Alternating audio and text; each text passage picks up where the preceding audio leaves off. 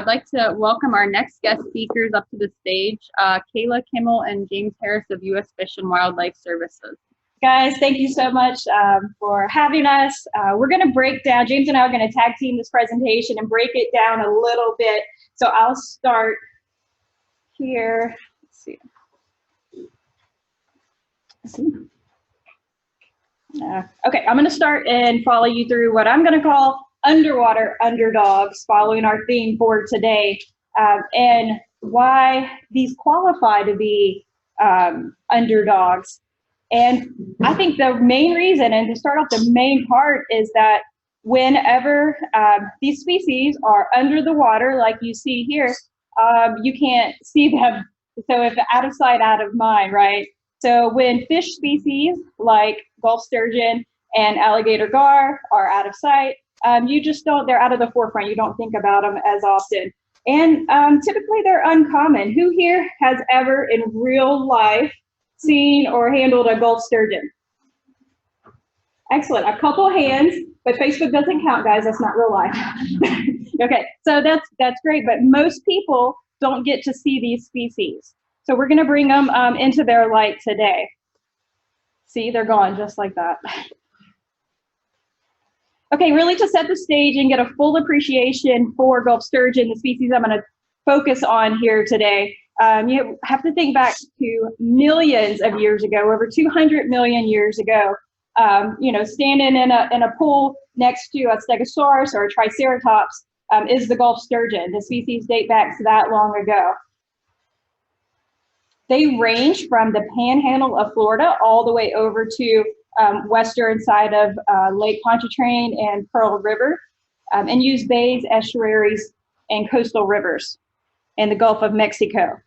If anyone woke up this morning wondering how close they would be to Gulf sturgeon habitat, look at that little star, and good news is you're really close to where Gulf sturgeon commonly occur.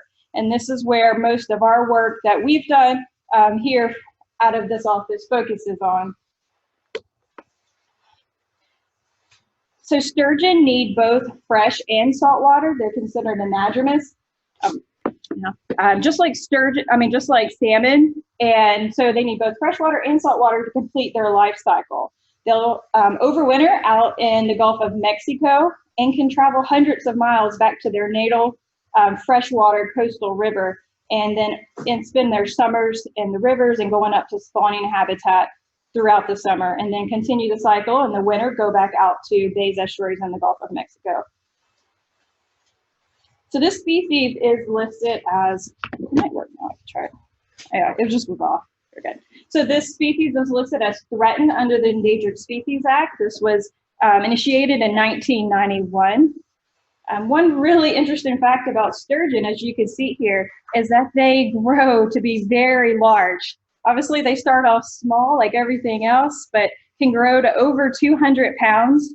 And they're a long-lived species. Their lifespan ranges from 20 to 60 years. So one individual we can work with for a long period of time. They do have a late age at maturity and won't be able to reproduce till 7 to 12 years of age.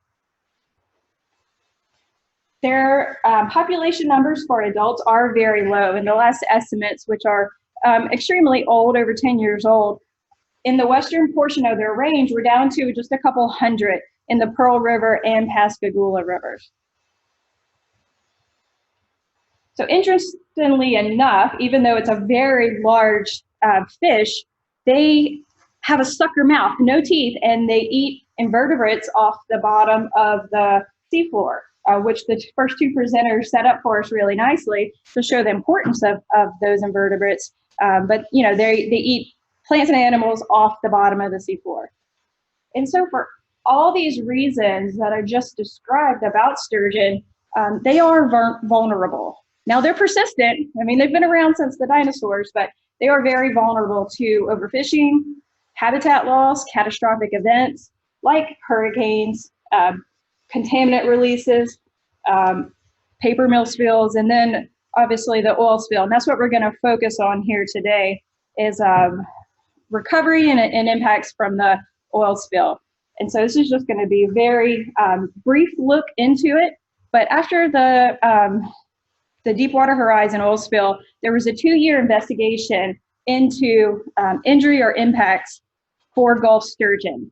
This was a 2-year field investigation, and then that was responded by a 2-year analysis and report writing for that event. But what this did is this drew together the largest Gulf sturgeon partnership in history. And so when we look at injuries, we have to understand that what we're considering an injury, and this is what we did during our field investigation. We were trying to look at some sort of measurable or observable adverse change, whether direct or indirect. And so we did prove that the trustees agreed that between 1,000 to 3,600 Gulf sturgeon were exposed to oil from Deepwater Horizon, and that although there was no direct evidence, there was evidence of physiological injury, and that the sturgeon, obviously, you can see from the map there, were exposed to oil, throughout their range. So now we have the injury, what does restoration look like? This is a long process, but for sturgeon, it's been really great. Since injury was identified, we have plans that are put in place, and then there's restoration money that are designated strictly for Gulf sturgeon. And what we were designated for the Gulf sturgeon is $15 million over the next 15 years. So this gives us a lot of opportunities to plan and to focus this money on recovery of Gulf sturgeon, use it towards recovery of this species. There's a lot of very detailed plans. This is example to understand how crazy things can get whenever you're trying to work through this restoration process. But we have a lot of great plans in place that are now almost 10 years later coming to fruition of actually starting restoration projects to help repair and recover Gulf sturgeon. There's 3 projects that have been funded recently as of this year. Now the funding won't come through and begin projects till next year, so 10 years after. I don't think that's too bad, I guess, on the grand scheme of things. But we're going to look at characterizing Gulf sturgeon spawning habitat over on this western range, Pearl and Pascagoula. We're going to get estimates of baseline populations for juvenile Gulf sturgeon, and that's going to help do that over the entire range. And some of that work has been initiated, and then this is going to help compare it across all 7 ranges. And then we'll have some stock assessments going on from a huge database that's being worked on across Gulf sturgeon range. So these are all things that agencies and universities are all working on in the back end of it. But on the forefront, obviously, there's lots of things that anyone can do to help with Gulf sturgeon restoration efforts. If you ever see sturgeon, you can always call in or be on the lookout. If you see something, say something, anything, that may affect the sturgeon, or volunteer. We rely heavily on volunteers for a lot of our efforts, and encourage you guys, if you want to help in any way, volunteer your time. So in a nutshell, I would want you to take home that definitely we can gain insights into the impacts in recovery and restoration after oil spills using some of these underdog species that you may not see or think about all the time. And so I want to kick it over real quick to my co-host here, Mr. James Harris, and let him dive a little deeper into other species. Here. All right. Thank you very much. I've got 10 minutes or probably less to talk about two groups of species, 2 gills that you can spend a half a day or longer on, and the impacts from oil spills. Those are Furbearers and other mammals and vegetation habitats. Are these important? Yes. Furbearers and other mammals, they play important roles in ecosystems. They are at the higher trophic level, so they can indicate what's wrong or right about things that are lower down the food chains in the habitat.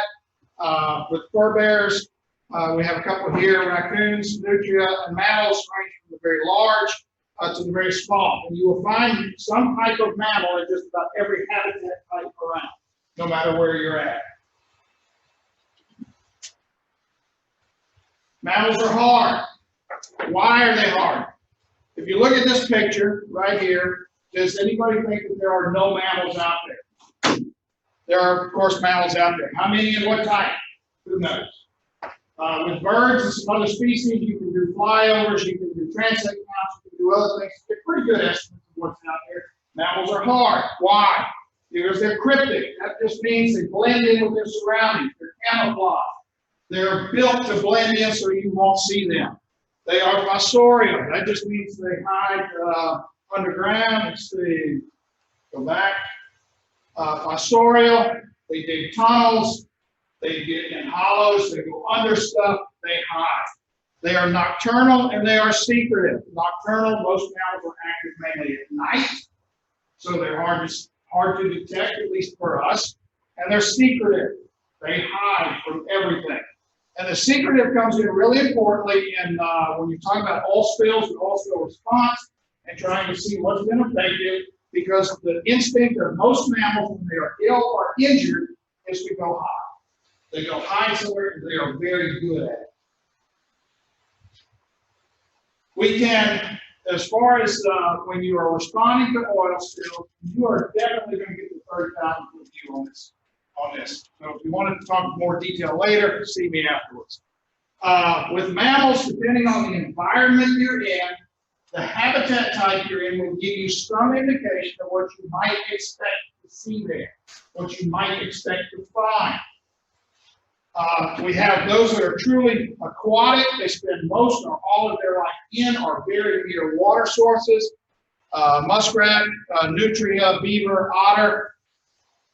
We have the semi-aquatics. These are ones that are often found associated with water bodies, but you will also find them great distances away from water.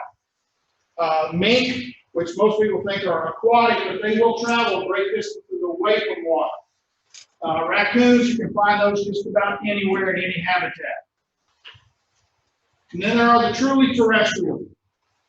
These are the ones that are found in the upland habitats, in the wooded habitats, that are either never flooded or very seldom flooded. Things like the canines, the cats, skunks, things like that. So depending on what habitat type you're in, depending on where you're at when you're responding to a spill, that in itself will give you some indication of what suite of mammals you might expect to find there, based on their life histories. Are mammals affected by oil spills? Definitely. How much are they affected? Go back to those first few slides. Mammals are hard. Deepwater horizon. Were birds affected during deepwater horizon? Yes, they were. How many? Estimates range from thousands to tens of thousands, but we do have some pretty good numbers. How many mammals were affected during deepwater horizon, other than marine mammals? A lot. But what's the number? We don't have a good number for that because of all those things we talked about. They are hard to survey, they're hard to sample, and if they're not killed outright, they move, they hide, they get away from them. So are mammals affected by releases? Yes, they are. You can see here, this one has oil on it. This one's going through an area that was oiled. A little fox kit there that got into something, that's a muskrat. They can be lightly affected, they can be heavily affected, all the way up to lethally affected. These are some mammals that were lethally affected by different spills or different releases. Usually, the better method of detecting mammals is not by seeing the mammals themselves, but the signs that they leave. If I'm on a spill or if I'm on a release and I see raccoon tracks going through the area, guess what I've got? I've got raccoons.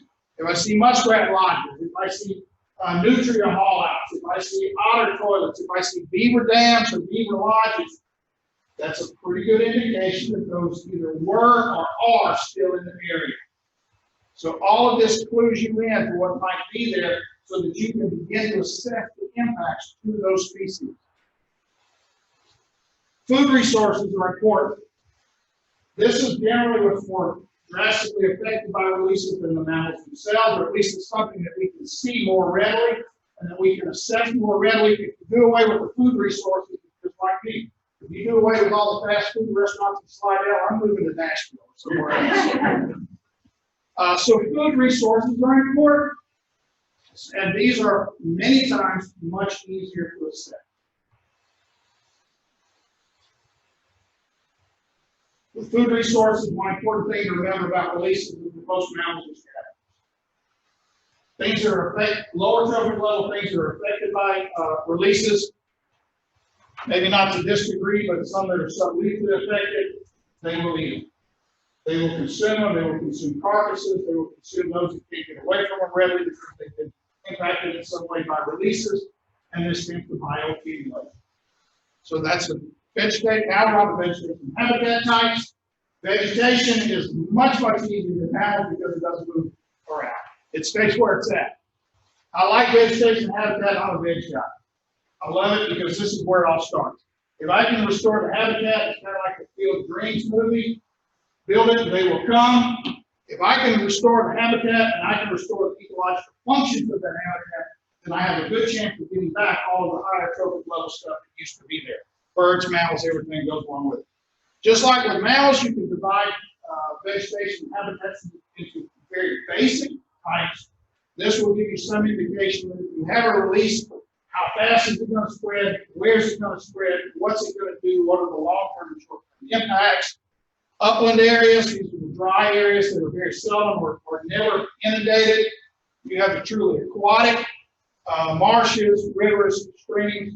In these areas, releases can spread great distances in a short amount of time. With the upland areas, it's a much slower process, much smaller area of impact. And then you have the transition areas, those that are either transitional between upland and wetland, as these two are, areas bottomland hardwoods and some cypress swamps that are not always flooded, but can be, but they are flooded at certain times. This in itself, depending on the time of year that the release happens, will dictate what the impacts will be. One thing to look at with vegetation, especially when you get into the area of restoration, are the indicator species for that habitat type that will give you a good idea of whether you've been truly successful or not. Impacts to vegetation from spills range everywhere from rack lines and somewhat moderate to low impact all the way up to complete mortality of things. You also have to consider impacts from response. The response actions themselves will cause impacts to habitat and vegetation. This would be, all of these slides I would consider very light impact because they're mainly around the periphery there. They're picking up oil, they're mopping it up, they're flushing, they're doing some things, but they're not really getting into vegetation much at all. Let's see. A little heavier impact here. You've got where the oil went through, where they've had clear trails. This creates hydrologic channels that can create cuts and stuff. They're starting to get into the vegetation, starting to remove some stuff. You can see the impact here. Right here, you can see these are certain where they're starting to cut lanes through the vegetation so they can be more effective at the flushing, all the way up to some pretty severe impacts from the response action itself.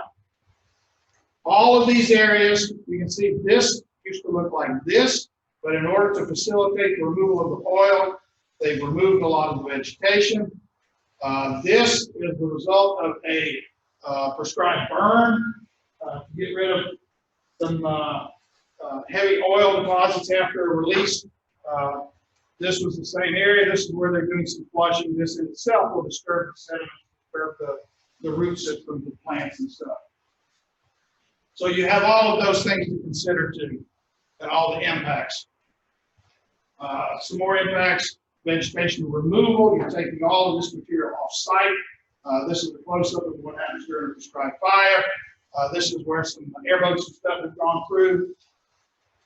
Can spills alter habitats? They certainly can. Brine spill in bottomland hardwood, unless the soil is remediated, these plants will not come back. This is a legacy salt spill or brine spill. It used to be bottomland hardwoods. This is now brackish marsh vegetation in the middle of a freshwater system, and that has been like that for 50 years. Prescribed fire in a swamp. These are not fire-tolerant species. These are mangroves that were affected out of chandelures in the process of dying. Sampling. methods of sampling are as diverse as the species we're talking about. Can they be used as biological indicators? Yes, they absolutely can, especially vegetation. But then the mammals can also tell you, because they're at the higher trophic level, whether you've got everything right at the lower levels. Do you have the food resources restored?